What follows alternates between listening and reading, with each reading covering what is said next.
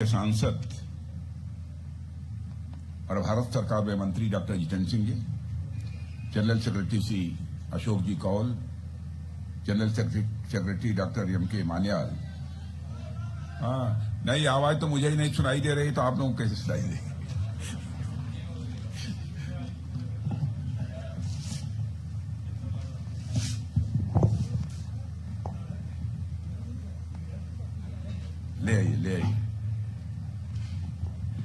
ले आइए, मैं हाथ से ही बोलता हूं।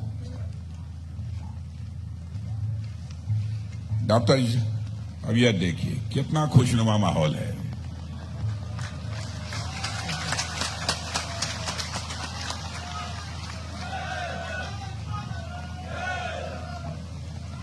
यह डॉक्टर जितेंद्र सिंह जी का करिश्मा है।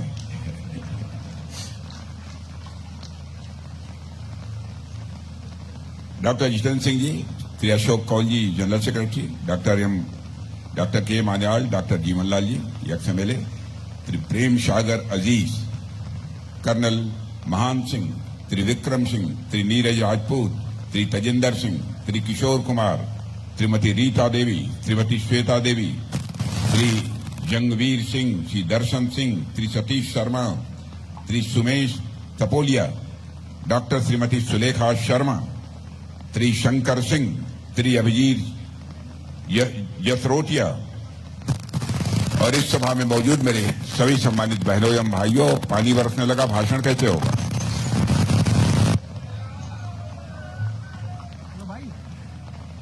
वैसे आप इतना ही कहना चाहूंगा बहनों भाइयों, शायद ये पहली बार इस स्थान पर किसी सार्वजनिक सभा को संबोधित करने के लिए आप लोगों के सामने खड़ा हुआ हूं। वैसे जम्मू कश्मीर के अधिकांश स्थानों पर मेरा जाना हुआ है, वहां की सार्वजनिक सभाओं को भी मैंने संबोधित किया है, लेकिन जम्मू कश्मीर में इस बसोली स्थान पर पहली बार किसी सार्वजनिक सभा को संबोधित करने के लिए आप लोगों के सामने खड़ा हुआ हूं। पहली बार आया हूं, फिर भी आप लोगों ने बहुत ही गर्मजोशी के साथ स्वागत किया है। भारत की परंपरा है और शिष्टाचार का तकाजा भी है। स्वागत, अभिनंदन और सलाम दुआ कभी एक तरफा नहीं होना चाहिए। इसलिए मैं भी अपनी तरफ से शीश झुकाकर आप सभी बहनों भाइयों का हार्दिक अभिनंदन करता हूं, आप सभी का स्वागत करता हूं। मेरे बहनों भाइयों, जम्मू कश्मीर का जहां तक प्रश्न है, मैं सचमुच आपको लोगों को सौभाग्यशाली मानता हूं कि आप लोगों को डॉक्टर जितेंद्र सिंह जैसा सांसद मिला है। सरकार में मंत्री के रूप में बखूबी अपनी जिम्मेदारी का वो निर्वाह करते हैं।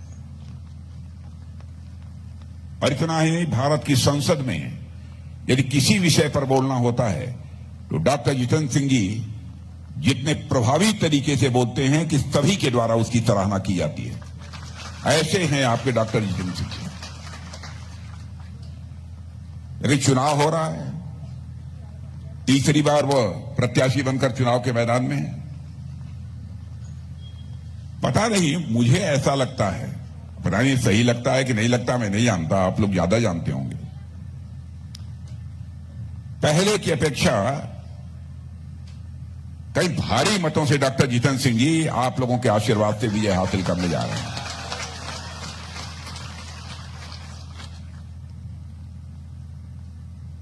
जहां तक मोदी जी की सरकार का प्रश्न है, भारत ही नहीं, सारी दुनिया इस सच्चाई को स्वीकार करती है कि भारत तेजी के साथ आगे बढ़ रहा है।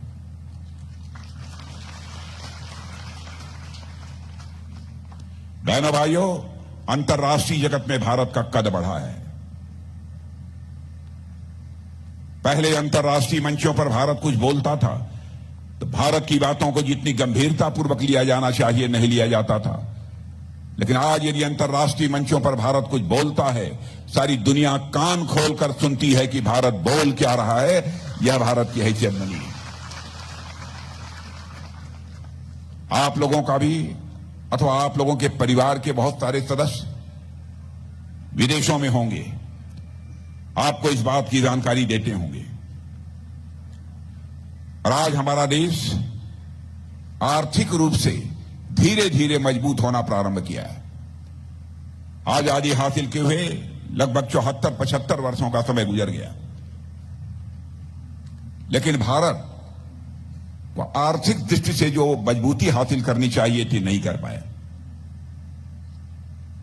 पहली बार मोदी जी के प्रधानमंत्री बनने के बाद समाचार पत्रों के माध्यम से भी आप सबको जानकारी मिली होगी कि भारत आर्थिक दृष्टि से भी कैसे मजबूत हुआ है और कैसे यह भारत आगे बढ़ रहा है। मैं आपके सामने एक मिसाल रखना चाहता हूं। 2014 में यही हमारा भारत धन दौलत के आकार यानी इकोनॉमी की साइज के मामले में दुनिया के देशों में 11वें स्थान पर खड़ा था। वही भारत मोदी जी के प्रधानमंत्री बनने के बाद, बहनों भाइयों, आज के 1 साल पहले ही, 2 साल पहले ही जो भारत इकोनॉमी की साइज के मामले में दुनिया में 11वें स्थान पर खड़ा था, वह जंप लेकर 5वें स्थान पर आ गया है।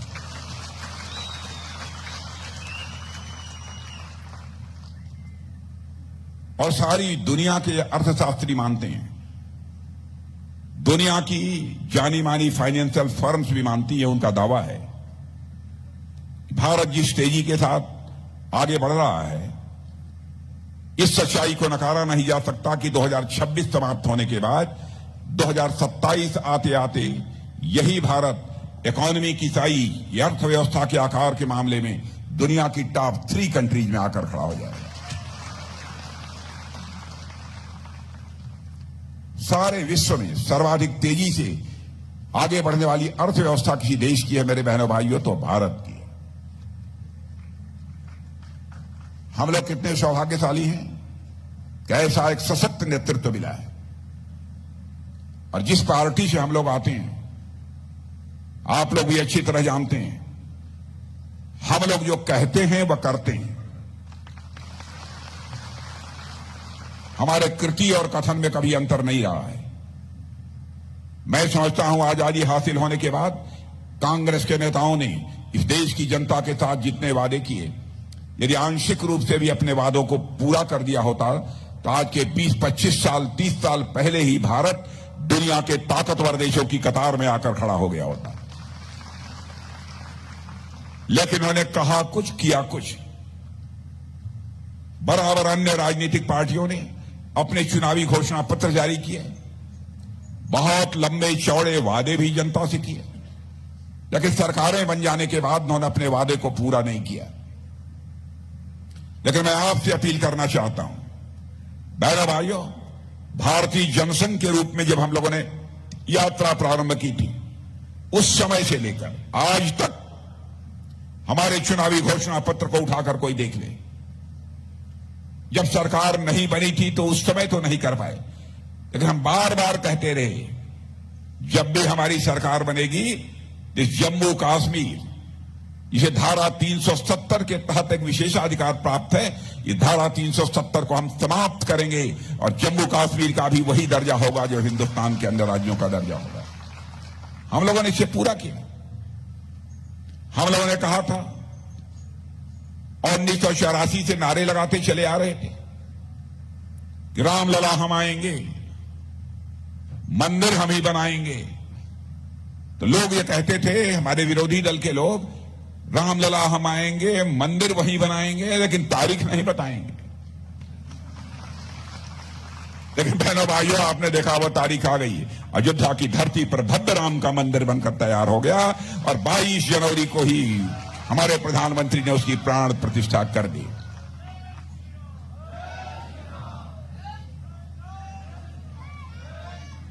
और मुझे तो पता नहीं क्यों यह एहसास होता है कि भारत में भी अब राम राज्य का आगाज हो चुका है। बहनों भाइयों, राम राज्य आने से भी कोई रोक नहीं पाएगा।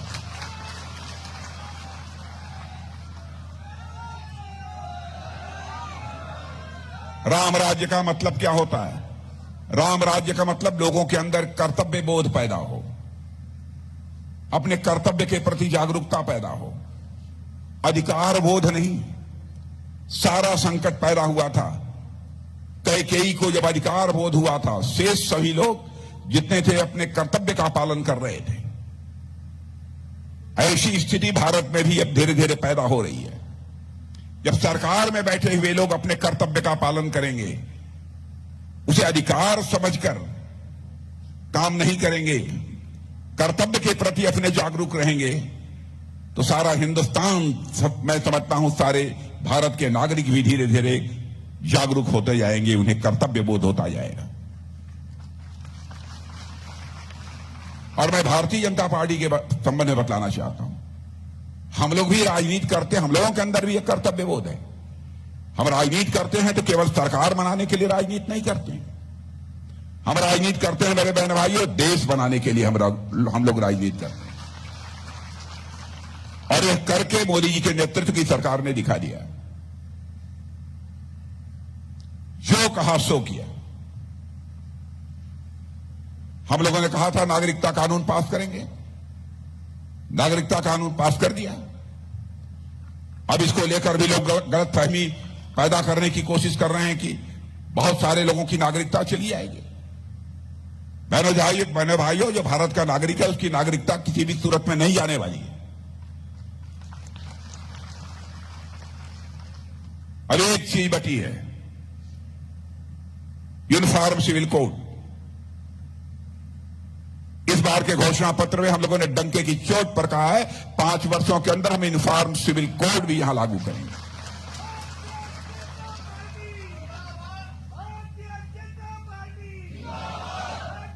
इस देश में समान नागरिक संहिता क्यों नहीं होनी चाहिए, इसका किसी के पास कोई तर्क नहीं है। इसीलिए मैं कहता हूं कि जो हम लोगों ने कहा वह किया। और मैं जानता हूं आजाद भारत में बहुत बड़ा संकट पैदा हुआ था कि नेताओं के कहने और करने में अंतर होने के कारण ही भारत की राजनीति और भारत के नेताओं पर से जनता का विश्वास धीरे धीरे समाप्त होता चला गया। जो कहता कुछ था और करता कुछ था, उसको लोग कहते थे ये नेता है, यानी ये झूठ बोले वही नेता है। यह धारणा बनी हुई थी। मैंने भाइयों, मैं डंके की चोट पर कह सकता हूं, इस धारणा को तोड़ने का काम यदि किसी ने किया है तो भारतीय जनता पार्टी ने किया है। भारत की राजनीति में अन्य राजनीतिक पार्टियों ने जो विश्वास का एक संकट पैदा किया था, उस विश्वास के संकट को हम लोगों ने चुनौती के रूप में स्वीकार किया। हम लोगों ने कहा था ना धारा 370 समाप्त करेंगे, कर दिया। राम मंदिर हो गया, नागरिकता कानून हो गया, 3 तलाक के बारे में भी हम लोगों ने कहा था। लोग ये कहते हैं, हमारे विरोधी दल के लोग, अरे साहब दूसरे धर्मावलंबियों के मामले में आप क्यों हस्तक्षेप करते हैं, क्या आपको अधिकार है? मैं उन्हें साफ कर देना चाहता हूं 2 टूक शब्दों में। बहनों भाइयों, कोई मां, बहन, बेटी, चाहे किसी भी धर्म की मानने वाली क्यों न हो, वो हमारी भी मां है, बहन है और बेटी है। उसका कोई शोषण करे, उसकी उपेक्षा करे, सरकार बने या न बने, सरकार भाड़ में जाए, लेकिन नारी सम्मान पर चोट कभी भी हमारी पार्टी बर्दाश्त नहीं कर सकती। उस मामले में भी जो फैसला करना चाहिए कर लिया, 3 तलाक की व्यवस्था समाप्त कर दी। कैसे हम स्वीकार कर सकते हैं? क्या आप किसी से शादी करिए और शादी करने के बाद 10 दिन के बाद या तीसरे दिन ही आप 3 बार तलाक तलाक तलाक बोल दीजिए, उसकी छुट्टी हो जाए? कहां जाएगी? इसीलिए मैं कहता हूं कि हम लोग राजनीति केवल सरकार बनाने के लिए नहीं करते हैं, देश बनाने के लिए हम लोग राजनीति करते हैं। जहां तक जम्मू कश्मीर का सवाल है, यहां पर कांग्रेस, नेशनल कॉन्फ्रेंस, पीडीपी, इन्हीं राजनीतिक पार्टियों का विशेष वर्चस्व रहा। और मुझे याद है कि लोग कहते थे धारा 370 यदि समाप्त होगी तो यहां पर खून की नदियां बहेंगी। अगर मैं उनको बताना चाहता हूं, खून की नदियां नहीं, पानी की नदियां बहेंगी। और ऐसे ही जिस तरीके से जम्मू कश्मीर का विकास हो रहा है, तो जम्मू कश्मीर में दूध की नदियां बहेंगी, खून की नदियां नहीं बहेंगी।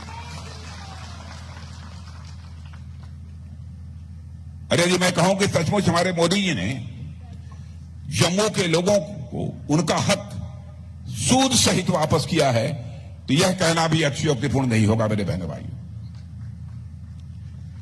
हम लोग बराबर कहते रहे कि जहां हुए बलिदान मुखर्जी वह कश्मीर हमारा है, और बहनों भाइयों उस संकल्प को हमारी सरकार ने पूरा कर दिया है। यहां पर अन्य भी बहुत सारे 370 समाप्त होने के बाद जो हमारी सरकार ने फैसला किया है उसके बारे में आप सभी अच्छी तरह जानते हैं। यह कांग्रेस के लोग विरोध कर रहे थे, लेकिन आपने देखा होगा कि राहुल गांधी ने जब अपनी न्याय यात्रा समाप्त की तो इसी गुलबर्ग में आकर मैंने देखा कि बर्फों से वह एक वहां पर एंजॉय कर रहे थे, खेल रहे थे। मैंने देखा कि प्रियंका जी भी आई थी, एक दूसरे के ऊपर लोग बर्फ फेंक रहे थे। यदि धारा 370 समाप्त न हुई होती तो शायद यह अवसर उनको न मिलता।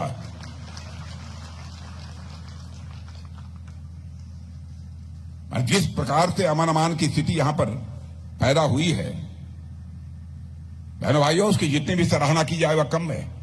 और इसकी चर्चा केवल भारत की सीमाओं तक ही सीमित नहीं है, दुनिया के दूसरे देशों में भी है। मुझे याद है कि पहले यहां पर मां वैष्णो देवी के दर्शन के लिए जब श्रद्धालु आते थे तो उनके बस की चेकिंग होती थी, उनके बैग की चेकिंग होती थी। लेकिन आज इस चेकिंग सिस्टम को हम लोगों ने समाप्त कर दिया, कोई जरूरत नहीं होती है। जो श्रद्धालु माता रानी का दर्शन करना चाहता है, माता रानी का दर्शन समाप्त कर सकता है। अब जम्मू कश्मीर फुल स्पीड से आगे बढ़ रहा है। मैं उन सब सारी परियोजनाओं की यहां पर चर्चा नहीं करना चाहूंगा जिसकी चर्चा अभी हमारे डॉक्टर साहब ने की है। लेकिन महबूबा जी, मैं आपको याद दिलाना चाहता हूं, आपने कहा था यदि धारा 370 समाप्त होगी यहां पर भारत का तिरंगा उठाने वाला कोई नहीं मिलेगा। आज तिरंगा जम्मू कश्मीर के कोने कोने में लहरा रहा है।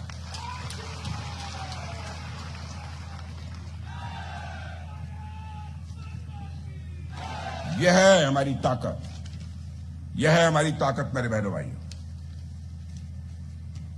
और आज मैं आपसे कहना चाहता हूं, हमारे प्रधानमंत्री ने बहुत सारे काम किए।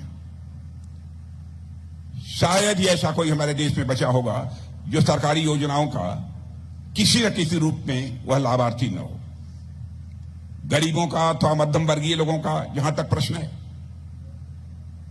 आप उनके बारे में भी जानते हैं कौन सी सुविधाएं मिली हैं। मैं जम्मू कश्मीर में भी जानता हूं, बहुत सारे ऐसे घर हैं जहां पर कि नल के माध्यम से जल नहीं पहुंचता था। नल के माध्यम से घरों में जल पहुंचना चाहिए सारे देश में। पहली बार किसी प्रधानमंत्री ने चिंता की तो हमारे संवेदनशील प्रधानमंत्री मोदी जी ने चिंता की इसकी। आपने देखा होगा कि राजस्थान, मध्य प्रदेश, छत्तीसगढ़, झारखंड के कई ऐसे जिले हैं मेरे बहनों भाइयों की माताएं बहनें दूर दराज किसी नाले से, किसी नदी से घड़ों में पानी भरकर और घड़े पर घड़ा रखकर अपने सिर के ऊपर वो पानी लेकर आती थी और अपने घर की आवश्यकताओं को पूरा करती थी।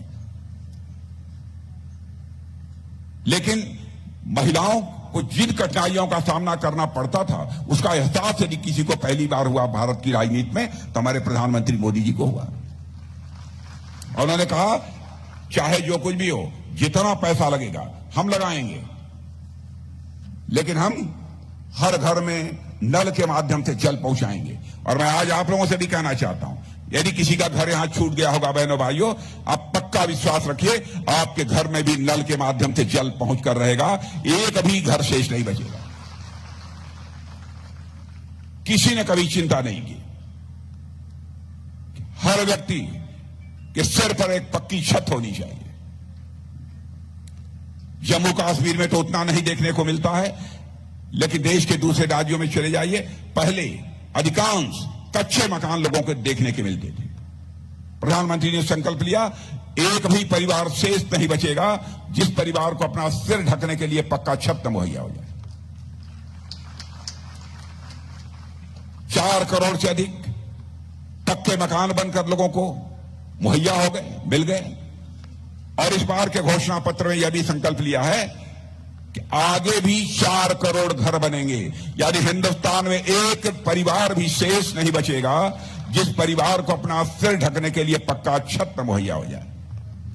एक परिवार भी शेष नहीं बचेगा। आयुष्मान भारत योजना, मैंने देखा है गरीब छोड़िए, मध्यम वर्गीय परिवारों में लोग बीमार पड़ जाते थे, पैसे के अभाव में अपना इलाज नहीं करा पाते थे, क्योंकि अब इलाज भी कितना महंगा हो गया है। प्रधानमंत्री ने फैसला किया कि आयुष्मान भारत योजना लागू करेंगे और गरीबों के 5 लाख रुपए तक का मुफ्त इलाज किया जाएगा। यह सिलसिला भी भारत में प्रारंभ किया। और आज आपको बतलाना चाहता हूं, कल जो चुनावी घोषणा पत्र बना है, उस घोषणा पत्र की कमेटी का चेयरमैन मैं ही था।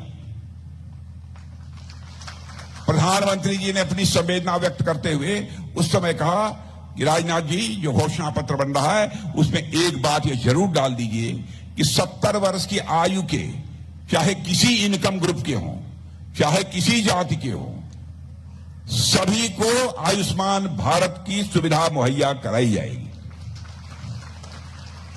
4 जून को के बाद जब आपकी सरकार बनेगी बहनों भाइयों, तो मैं समझता हूं कि जुलाई से जितने भी हमारे इस प्रकार के 70 साल की आयु से अधिक के लोग हैं, एक परिवार में 4 लोग हैं तो चारों को आयुष्मान भारत की सुविधा उपलब्ध होगी, यानी 5 लाख रुपए तक का मुफ्त इलाज।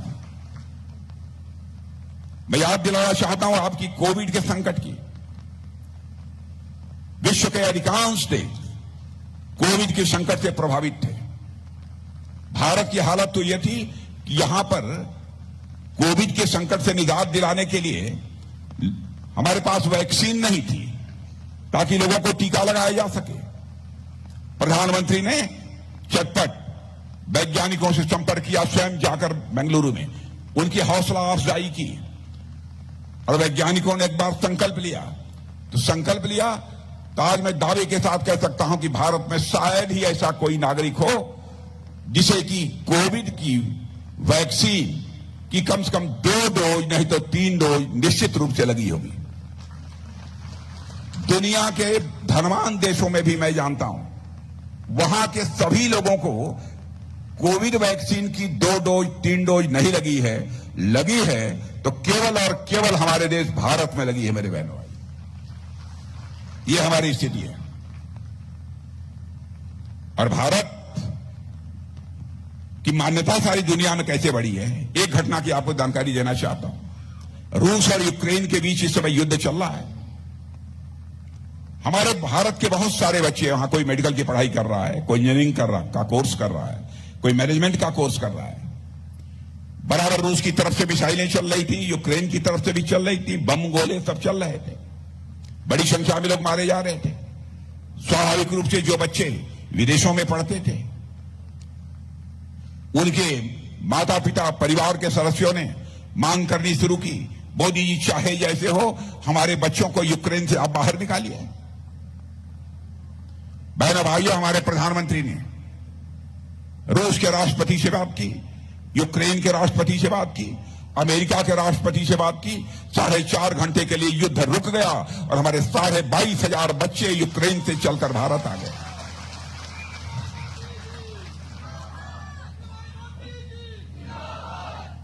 हमारी बहनें यहां पर बैठी हैं, इनको भी बताना चाहता हूं, क्योंकि मैं आया तो जो वहां मिल रहा था कुछ सेल्फ हेल्प ग्रुप की बहनें भी थी। सेल्फ हेल्प ग्रुप के माध्यम से बहनों भाइयों, अब तक 1 करोड़ बहनों को लखपति बनाने का काम किसी सरकार ने किया है तो मोदी जी की सरकार ने किया है।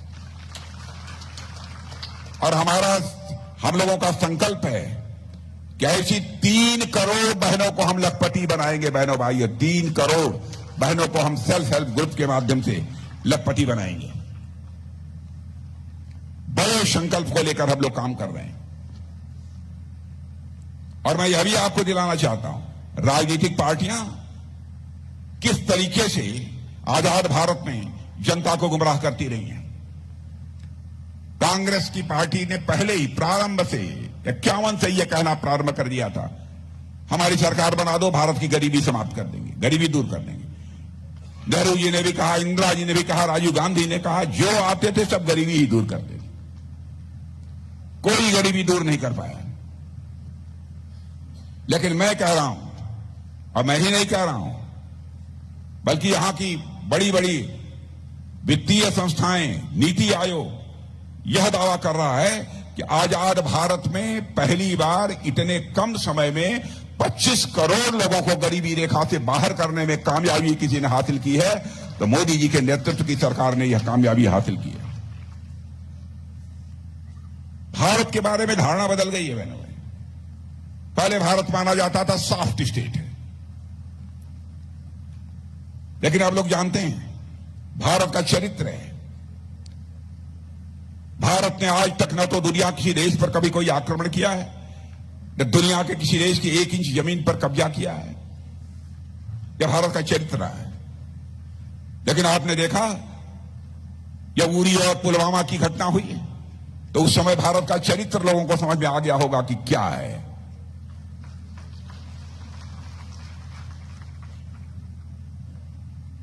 और बहनों भाइयों, उस समय 2 टूक संदेश हम लोगों ने दे दिया, हम किसी को छेड़ेंगे नहीं, लेकिन हमें कोई छेड़ेगा तो हम छोड़ेंगे भी नहीं। हमने साफ यह संदेश दे दिया, देखिए माने हम ऐसा करेंगे यह आवश्यक नहीं है, लेकिन कोई छेड़े ना हमको। हमारे पास वह ताकत है कि हम सीमा के इस पार भी मार सकते हैं, और जरूरत पड़ेगी तो सीमा के उस पार भी जाकर मार सकते हैं। यह भारत के पास ताकत है। इन सब सारी चीजों के कारण मेरे बहनों भाइयों, सारी दुनिया में भारत की ताकत बढ़ी है। जम्मू कश्मीर में क्या क्या हुआ है मैं ही देख रहा था, मैंने बल्कि नोट बनाकर मैं चला कि क्या क्या चीजें हुई हैं। लेकिन मैं सारी चीजों की चर्चा करूंगा तो एक बहुत लंबा समय लगेगा, क्योंकि आप सबको उसके संबंध में जानकारी हो चुकी होगी। मैं अपने महामंत्री से पूछ रहा था, वो बतला रहे थे। सारे लोग इन सब सारी चीजों से अच्छी तरह परिचित हैं।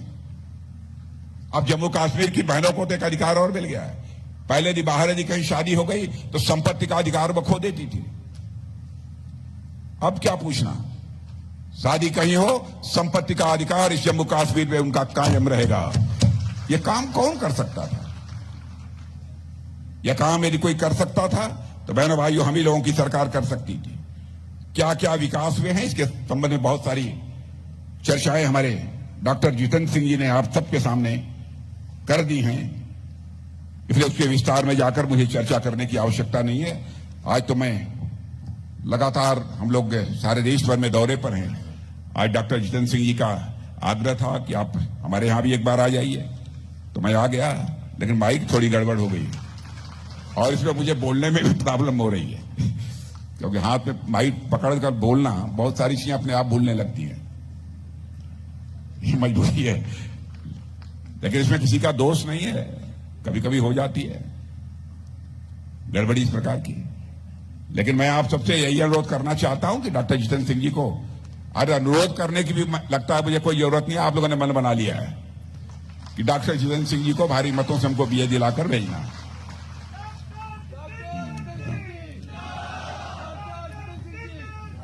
और आप ये भी जानते हैं कि डॉक्टर जितेंद्र सिंह जी को आप सांसद बनाते हैं तो केवल सांसद नहीं बनाते हैं, या कुछ और बनते हैं।